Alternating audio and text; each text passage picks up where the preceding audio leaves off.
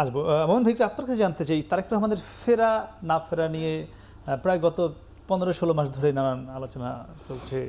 এই যে তিনি এখন ফিরছেন না, মানে এর একটি সুযোগ বলি বা এটি জামাতের জন্য সুবিধা হয়েছে কিনা?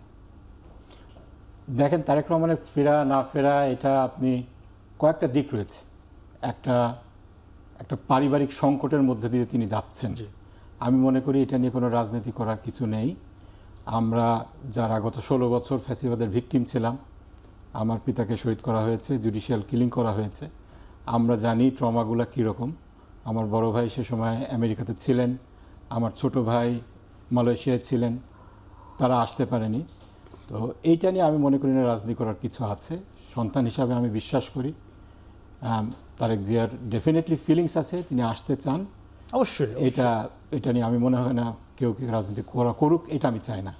হ্যাভিং সেড দ্যাট, তিনি একজন অ্যাসপায়ারিং প্রাইম মিনিস্টার।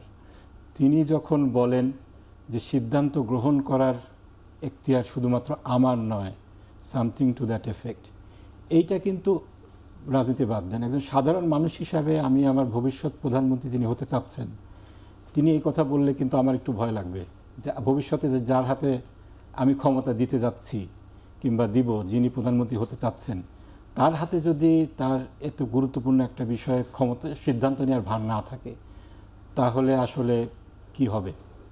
তো এই জিনিসটা আসলে আমার মনে হয় তারেক রহমান যে স্ট্যাটাসটা দিয়েছেন, সেখানে প্রশ্নের উত্তর দেওয়ার চাইতে অনেকগুলো প্রশ্ন বেশি রেজ করেছে। That's political.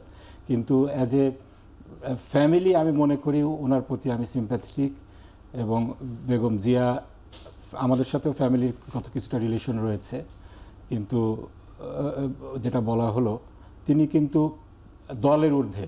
তিনি, আমি বলবো গত 16 বছর, এই বিষয়টিকে আপনারা আলাদাভাবে মানে কোনো সুযোগ হিসেবে দেখতে চান না? না, এটা সুযোগ হিসেবে দেখার কোনো সুযোগই নেই।